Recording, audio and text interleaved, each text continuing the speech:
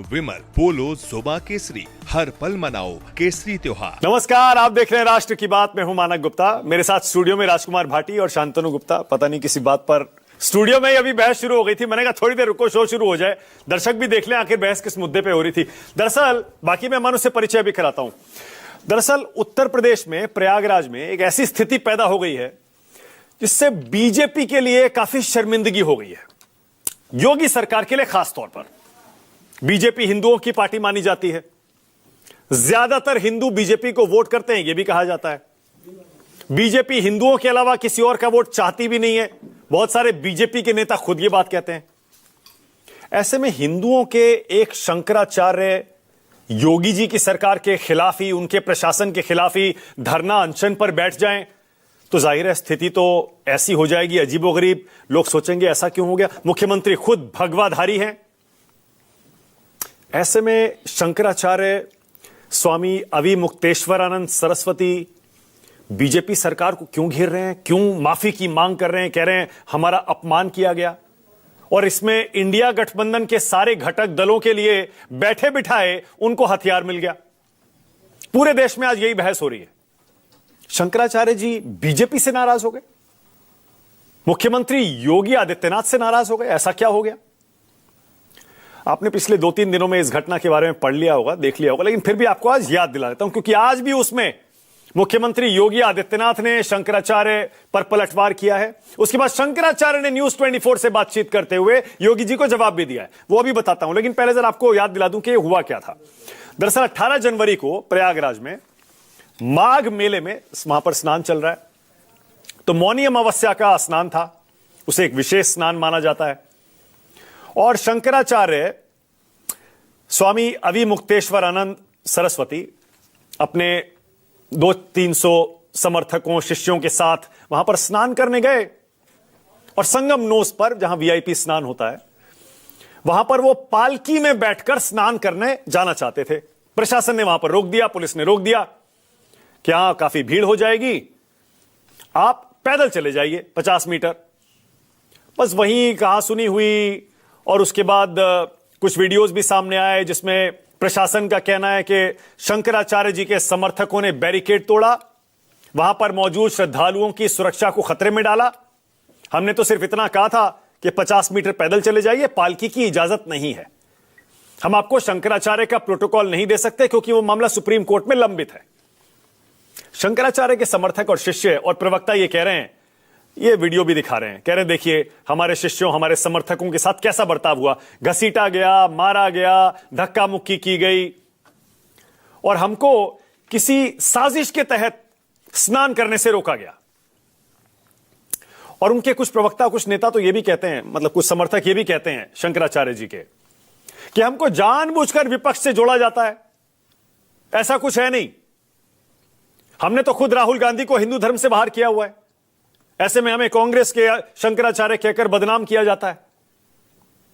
तो यह 18 जनवरी को स्नान करने को लेकर जो विवाद हुआ था, अब वो इस हद तक आ गया है कि शंकराचार्य कह रहे हैं प्रशासन माफी मांगे, ससम्मान हमको स्नान करवाए, तब हम यहां से उठेंगे, वरना धरना जारी रहेगा। अब मुख्यमंत्री योगी आदित्यनाथ कह रहे हैं धर्म की आड़ में सनातन को कमजोर कर रहे हैं कुछ कालनेमी। अब योगी जी ने कह दिया, एक योगी, एक संत के लिए, एक सन्यासी के लिए धर्म और राष्ट्र से बढ़कर कुछ नहीं होता, उसकी व्यक्तिगत प्रॉपर्टी कुछ नहीं होती।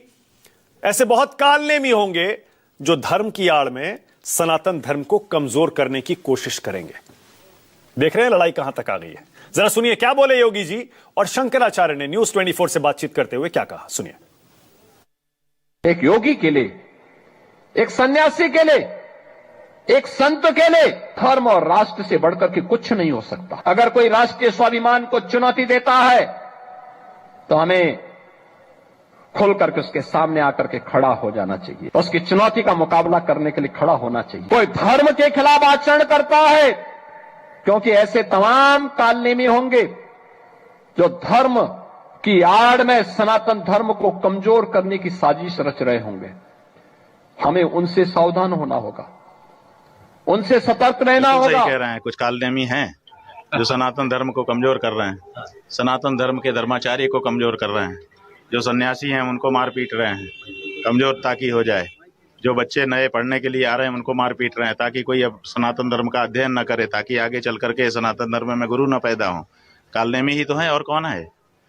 बिल्कुल सही कहा उन्होंने, लेकिन बस यही है कि पॉइंट जो है ना, बात तो सही कह रहे हैं, लेकिन ऐसे करके कहना चाहिए था, ऐसा करके कह रहे हैं। बताइए ना, बताइए, एक दूसरे को कालनेमी कह रहे हैं योगी आदित्यनाथ और शंकराचार्य। दरअसल इंडिया गठबंधन को, जैसे मैंने पहले कहा, बैठे बिठाए हथियार मिल गया बीजेपी को घेरने के लिए। समाजवादी पार्टी और कांग्रेस उत्तर प्रदेश में अचानक सक्रिय हो गए। अब स्वामी अवी मुक्तेश्वरानंद से मिलने के लिए कांग्रेस और समाजवादी पार्टी दोनों के नेता पहुंचे हैं। समाजवादी पार्टी के नेता हैं माता प्रसाद पांडे, वो माघ मेले मिलने पहुंच गए। उन्होंने कहा कि हम विधानसभा में इस मसले को उठाएंगे। वहीं यूपी कांग्रेस के प्रदेश अध्यक्ष अजय राय भी समर्थन में उतर आए। वाराणसी में गौ पूजन किया गया है, तो उत्तर प्रदेश में समाजवादी पार्टी और कांग्रेस उतर गए और बाकी देश में भी आवाजें उठ रही हैं। संजय राउत वहां महाराष्ट्र से कह रहे हैं शंकराचार्य को लाठी मारना है। बताइए प्रधानमंत्री चुप क्यों हैं? अखिलेश यादव कह रहे हैं अवी मुक्तेश्वरानंद के साथ अधर्म कर रही है सरकार। पवन खेड़ा प्रेस कॉन्फ्रेंस कर ही चुके एक दिन पहले, उन्होंने कहा था सरकार जिस थाली में बैठी है उसी में छेद कर रही है। अखिलेश जी आज क्या बोले हैं, जरा आप भी सुनिए। ये अधर्म के रास्ते पर भारतीय जनता पार्टी चल रही है। पूजनीय शंकराचार्य जी का पूरा सम्मान होना चाहिए, और अगर शंकराचार्य जी का ये सम्मान नहीं कर रहे हैं, गंगा स्नान या उस पावन स्थल पर उनके स्नान के लिए रोका जा रहा है, तो इससे बड़ा अधर्म क्या हो सकता है? अगर इसका कोई भागीदार है तो भारतीय जनता पार्टी की सरकार है, और अब तो भारतीय जनता पार्टी के कार्यकर्ता भी, नेता भी कह रहे हैं कि अधर्म आखिरकार सरकार क्यों कर रही है और क्यों करना चाहती है। अब भी सोच रहे होंगे ये स्वामी अवी मुक्तेश्वरानंद अक्सर सुर्खियों में छाए रहते हैं, ये कौन है, शंकराचार्य कौन होते हैं? तो थोड़ा सा आपके लिए, आपकी जानकारी के लिए, स्वामी अवी मुक्तेश्वरानंद का पुराना नाम, पहले जो नाम था, मूल नाम, वो था उमाशंकर उपाध्याय। 15 अगस्त 1969 में उत्तर प्रदेश के प्रतापगढ़ में इनका जन्म हुआ। 1990 में संन्यास लिया। एबीवीपी के सक्रिय सदस्य रहे। 1994 में छात्र संघ का चुनाव जीता। 2003 में इनको नाम मिला स्वामी अवी मुक्तेश्वरानंद सरस्वती।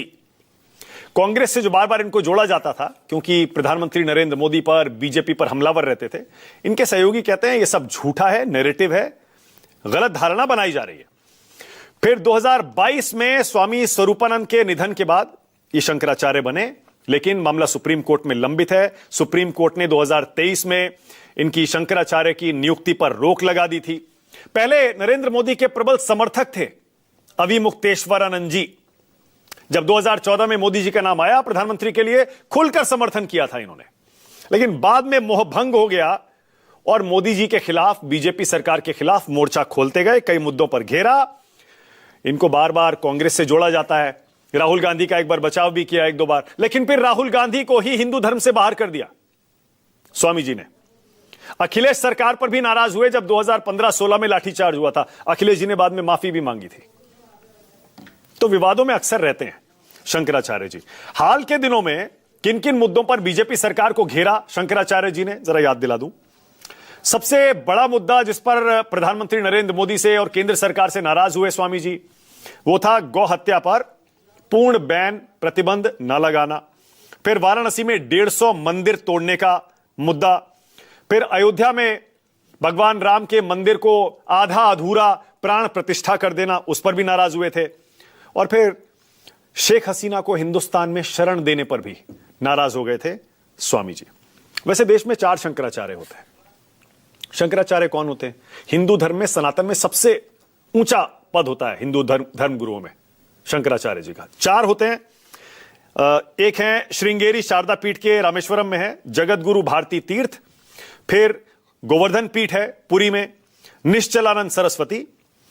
उसके बाद ज्योतिर्मठ, बद्रिकाश्रम सदानंद सरस्वती, और शारदा मठ, द्वारका मठ, स्वामी अवी मुक्तेश्वरानंद। बाकी 3 जो मठ हैं वहां कोई विवाद नहीं है शंकराचार्य पर, लेकिन ये जो द्वारका मठ है, शारदा मठ, इसको लेकर विवाद है। और जैसे मैंने कहा सुप्रीम कोर्ट में यह मामला अभी भी लंबित है। चलिए डिबेट शुरू करते हैं। राष्ट्र की बात में आज का सवाल आपकी स्क्रीन पर आ रहा है। आज का मेरा पहला सवाल, बीजेपी सरकार से ही क्यों भिड़ गए हिंदू शंकराचार्य? और दूसरा, संत वर्सेस योगी, जीत किसकी होगी? ऐसा ना हो संत वर्सेस योगी, जीत कोई और ही ले जाए। आज राष्ट्र की बात में मेरे साथ बीजेपी ने देखिए इस डिबेट में हिस्सा नहीं लेने का फैसला किया है क्योंकि मुद्दा बड़ा जटिल है। मेरे साथ यहां शांतनु गुप्ता आ गए जो कि योगी जी की जीवनी लिख चुके हैं। समाजवादी पार्टी से राजकुमार भाटी, मैं परिचय करा चुका हूं। मलुक नागर जुड़ गए हैं, आरएलडी के जनरल सेक्रेटरी हैं। अभय दुबे आ गए कांग्रेस की तरफ से आपकी स्क्रीन पर। सोमनाथ भारती भी आ गए आम आदमी पार्टी से। वारिस पठान भी जुड़ गए हैं एआईएमआईएम से। आप सभी का स्वागत। लेकिन सबसे पहले मैं आचार्य प्रमोद कृष्णम से बात करूंगा जो कि खुद कल की पीठाधीश्वर हैं। आचार्य जी को जरा स्क्रीन पर लाइए। आचार्य प्रमोद कृष्णम। और आचार्य प्रमोद कृष्णम पहले कांग्रेस पार्टी में थे।